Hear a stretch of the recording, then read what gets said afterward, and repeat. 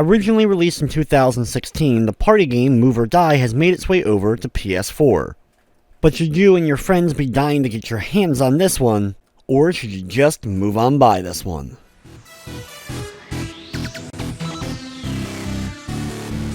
Move or Die is a frantic, fast-paced 4-player party game that takes only a couple of seconds for each round to go by, and is very easy to ruin friendships along the way.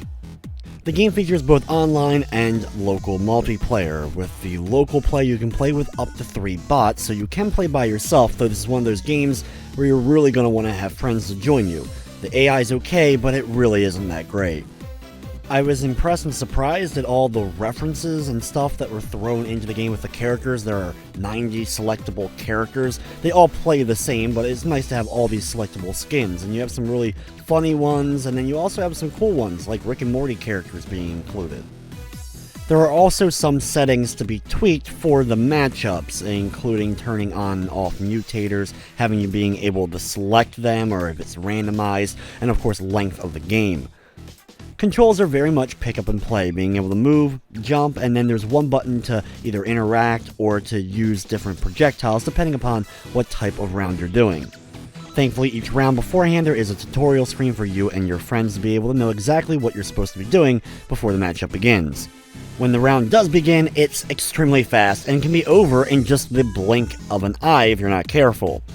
The main gimmick being move or die. If you're not moving, your health bar quickly goes down, and jumping does not refill it, so you can see why things go down quickly and can be very chaotic. There's 35 different types of rounds that you'll be able to do, from ones that are simple and just moving around jumping on enemies, ones where you'll gather loot and have to get to a treasure chest, you'll have ones with Tetris blocks falling down and trying to crush you, other ones where you have to build your own blocks to stop yourself from hitting the bottom and being wiped out. Then there's plenty of ones with weapons, from explosive barrels, sniper rifles that you'll be able to only fire when you're jumping. A personal favorite of mine was the chainsaw and having to backstab your opponents using it.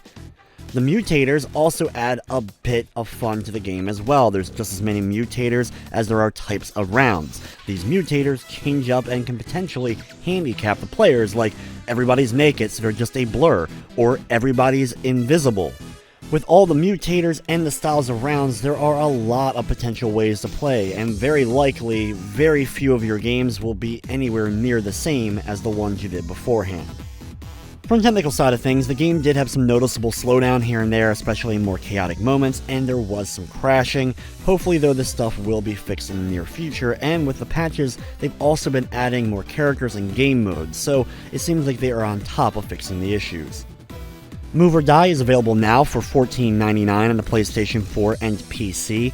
Overall, I played a fair amount of these style of party games on PlayStation Network, and honestly, Move or Die is probably my favorite. The amount of characters and game modes and the fast-paced nature of things makes it very fun, especially if you have a good group of friends to join you. With everything said though, I'm going to be giving Move or Die an 8 out of 10. That's going to wrap up this review. I'd like to thank you for watching, and of course, I hope you enjoyed.